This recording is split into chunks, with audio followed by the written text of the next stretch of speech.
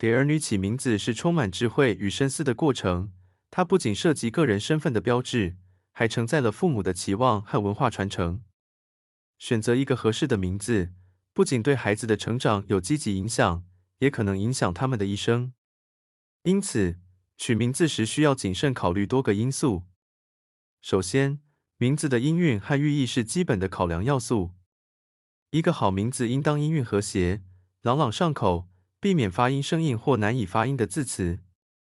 音韵的优美能够使名字更易记，也使其听起来更加悦耳。此外，名字的寓意应积极向上，能够体现父母对孩子的美好祝愿。例如，选用带有聪、慧、安等寓意的字词，不仅能表达对孩子未来的期盼，也赋予名字更多文化深度和意义。其次，社会接受度也是重要的考量因素。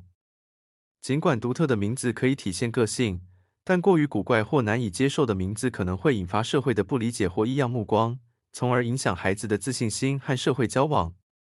因此，在选择名字时，应避免使用生僻字或带有负面联想的字词，确保名字能够被社会广泛接受。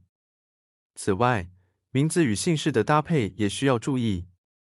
名字的字形和姓氏的搭配要和谐，避免出现读音重复或发音不流畅的情况。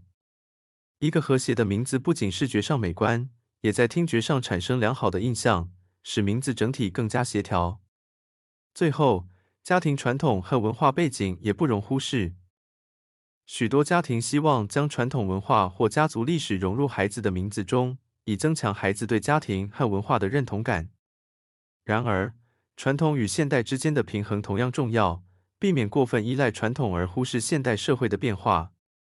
综上所述，为儿女起名字是一项需要综合考虑的任务。通过平衡名字的音韵美、寓意、社会接受度和文化背景，父母可以为孩子选择一个合适且富有意义的名字，为他们的未来奠定良好的基础。